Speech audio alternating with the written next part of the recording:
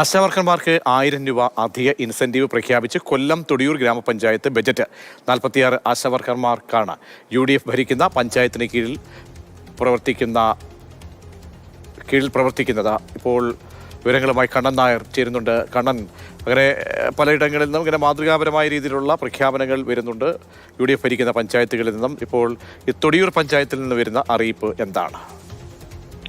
സംസ്ഥാനത്തിന്റെ വിവിധ ഭാഗങ്ങളിൽ കോൺഗ്രസോ അല്ലെങ്കിൽ UDF ഭരിക്കുന്ന പഞ്ചായത്തുകളിൽ ആശാ വർക്കർമാർക്ക് ഇൻസെന്റീവ് നൽകുക എന്നുള്ളൊരു പൊതു തീരുമാനമുണ്ട്. അതിന്റെ ഒരു പ്രഖ്യാപനമൊക്കെ തന്നെ KPCCയുടെ ഭാഗത്ത് നിന്നൊക്കെ തന്നെ വരികയും ചെയ്തിട്ടുണ്ട്. അതിന്റെ ഭാഗമായിട്ടാണ് ഇപ്പോൾ തൊടിയൂർ ഗ്രാമപഞ്ചായത്തിൽ ഇത്തരത്തിലുള്ള തീരുമാനമെടുത്തിരിക്കുന്നത്. 46 ആശാ വർക്കർമാരാണ് അവിടെ ഉള്ളത്. അവർക്ക് 46 പേർക്കും 500 രൂപ വീതം മാസം അധികമായി ഇൻസെന്റീവ് നൽകാനാണ് തീരുമാനിച്ചിട്ടുള്ളത്. പക്ഷേ ഈ ഒരു തീരുമാനം ഇവരുടെ ബജറ്റിലാണ് ഉൾപ്പെടുത്തിയത്. ബജറ്റിൽ ഉൾപ്പെടുത്തിയ തീരുമാനം അത് സർക്കാർ അംഗീകരിക്കേണ്ടതുണ്ട്. സംസ്ഥാന സർക്കാർ അംഗീകരിച്ചെങ്കിൽ മാത്രമേ ഇത്തരത്തിലുള്ള ഒരു പദ്ധതി നടപ്പാക്കാൻ സാധിക്കുകയുള്ളൂ.